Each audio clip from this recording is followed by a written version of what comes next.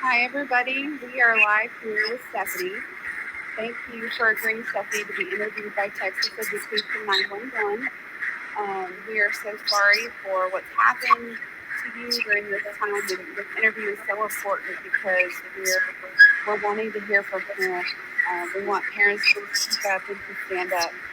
But our thoughts and prayers are with you. So thanks again for being willing to come forward and share your story. So our goal today is to cover what happened and how you feel your rights have been violated. And then we want you to make a plea to our Texas lawmakers to urgently act to fix Texas schools.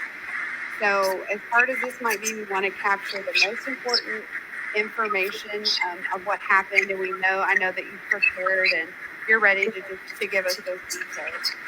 So Stephanie, I'm going to turn it over to you. Okay, thanks for having me.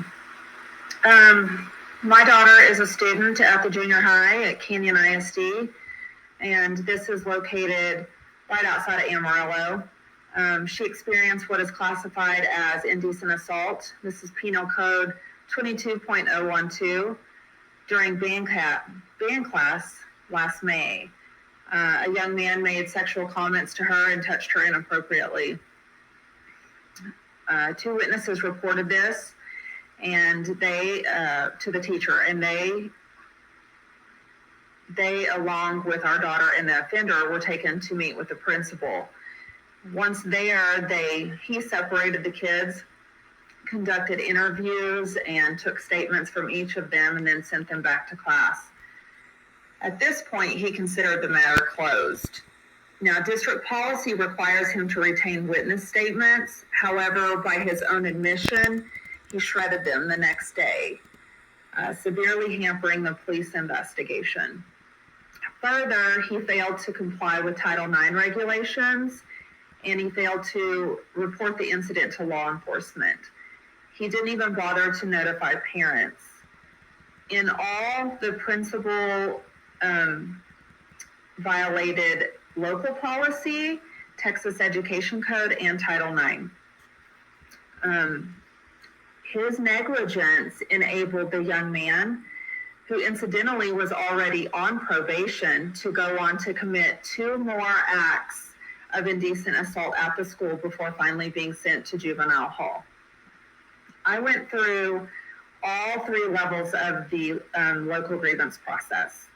This process took us 5 months to get through, and I do not believe that this grievance process is for the faint of heart, meaning I believe it is meant to wear the parent down with all the deadlines and obfuscation. When we finally arrived at the level 3 hearing, the Board of Trustees acknowledged that the principal had violated multiple policies, but no reprimands were made. I also filed a complaint, with TEA on the principal for violating 2 of his educator code of ethics, standard 1.7 and 3.2. And I'll talk about that in just a second. But it took TEA 3 months to respond, and only to suggest that I go through the local grievance process. And if they had actually read my complaint, they would know that I had already done this. So any hopes that I had of TEA holding my district accountable quickly vanished. Because the principal failed to report our incident to the Title IX coordinator, which is a violation of section 106.4, an investigation also had to be done under Title IX rules. We were shocked to learn that the educators and administrators at CISD are trained, but none are certified under Title IX. And despite their training, none of them knew when to report allegations to the coordinator or how to properly conduct an investigation. The district's Title IX coordinator apparently doesn't know what a conflict of interest is, which is key when creating your investigative team, and that is something that she's responsible for. The very principal who was under investigation, incredibly, was assigned as investigator. And this is just one of the, unfortunately, just one of the many failures throughout the process. So the administrator is non-compliant with FL Local and FL Legal. And just real quick, the FL Local states that a cumulative record shall be maintained for each student from entrance into the district schools until withdrawal or graduation from the district. And so what that includes is records of a teacher or school counselor or administrator conferences with the student or pertaining to the student, verified records of serious or recurrent behavior patterns, and records pertaining to the student or parent complaints. So any of these, the statements that were taken, so that includes that were shredded. So that was violated. And a district, or I guess that would be the district shall not destroy any of the records. So that's what FL Legal states. And as an employee of CISD, the administrator is required to follow FFH regulations, and he was non-compliant with 7 of those regulations. And I won't go into all of those, but what those do include would be notifying parents and assuring the complainant of protection from retaliation, and maintaining detailed notes of interviews, developing a summary of interview notes, and preparing written reports of the investigation, etc. Those type of things. But all of those were violated, and these are things that the Board of Trustees recognized, but didn't do anything about. The administrator was also non-compliant with those code of ethics that I was talking about, that I complained to TEA that they totally just disregarded. And those included: the educator shall comply with state regulations, written local school board policies, and other state and federal laws, which he did not do. The other one was standard 3.2. The educator shall not intentionally, knowingly, or recklessly treat a student or minor in a manner that adversely affects or endangers the learning, physical health, mental health, or safety of the student or minor. This administrator is non-compliant with Title IX regulation, Section 106.4. A recipient with actual knowledge means notice of sexual harassment or allegations of sexual harassment is given, must report to a student or to a recipient's Title IX coordinator.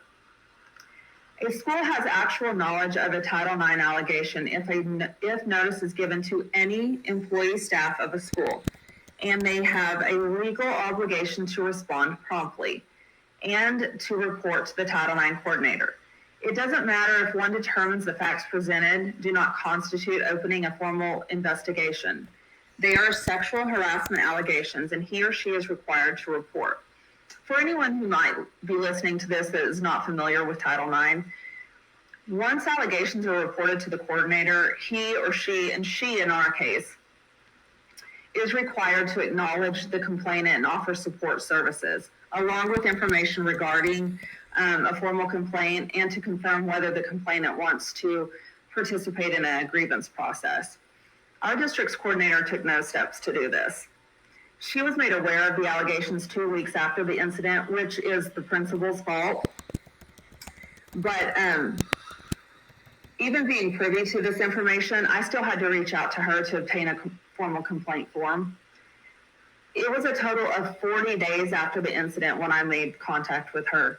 And when I did make contact with her, she told me that she had instructed the junior high principal to open a formal investigation. And I gotta tell you, at this point, I didn't know how to feel. The way in which this was handled was frustrating and disrespectful. The blatant disregard for following procedures and regulations was at an all-time high. And the fact that the school districts can do in-house investigations is unethical, in my opinion. I have met parents that have never even heard of Title IX, and should any of them ever have to file a formal complaint for their child, they should research this law and get very familiar with the district's policies on it. because the district, given the chance, they will mow you down if you let them. They intentionally will not give you the information because they only have their interest in mind. They are protecting each other and their brand. By assigning the principal as investigator to our Title IX case,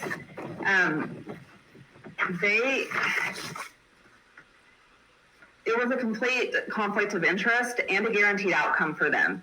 Per Title IX requirements, the individuals involved in the process resolution efforts must not have any bias or conflict of interest. And the principal in our case was at fault for violating several regulations and destroying evidence of a case that he was now put in charge of. I did request a new investigator, but this further proves the glaring indifference for the victim and the parents and the process in general. It is not, and I've said this before, but it is not a matter of incompetence, because there couldn't be that much incompetence in one place. It is pure negligence.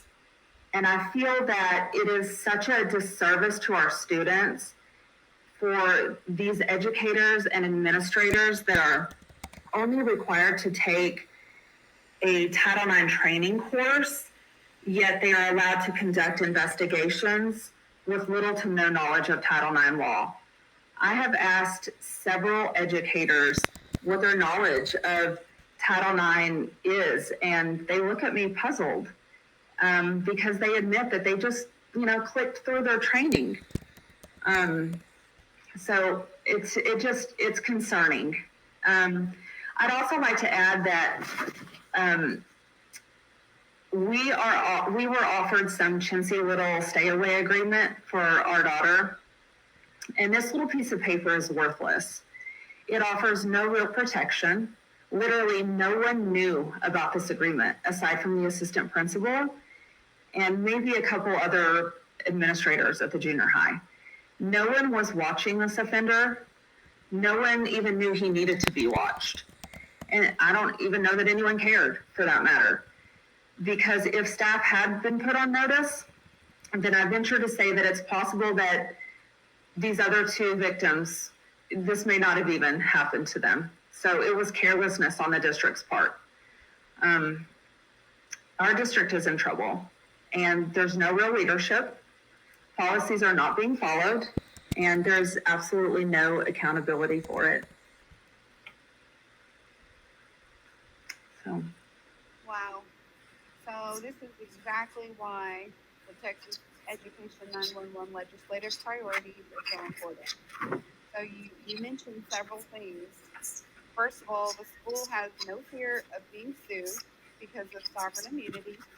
Yeah. They're biased because they have their own interests in mind, especially being the primary investigator.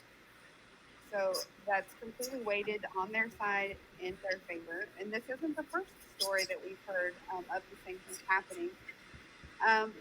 With Texas Ed 911, what we're hoping to do, and there's been lobbying, and we're actively working in Austin to try to make this happen, but we need a parent ombudsman for education so that parents with a situation like this can file a complaint directly to the state with one phone call, and then a mandatory investigation is required, and it would be a third party. So you're not going to have the bias and the conflict of interest that we saw here.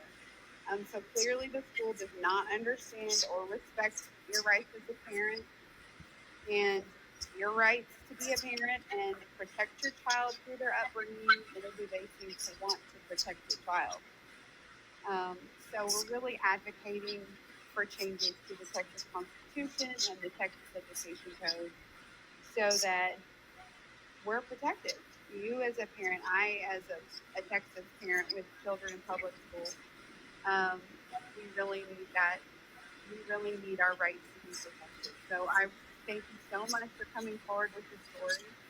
And if there is a parent out there that hears this and you have a story to tell, we want to help you do that.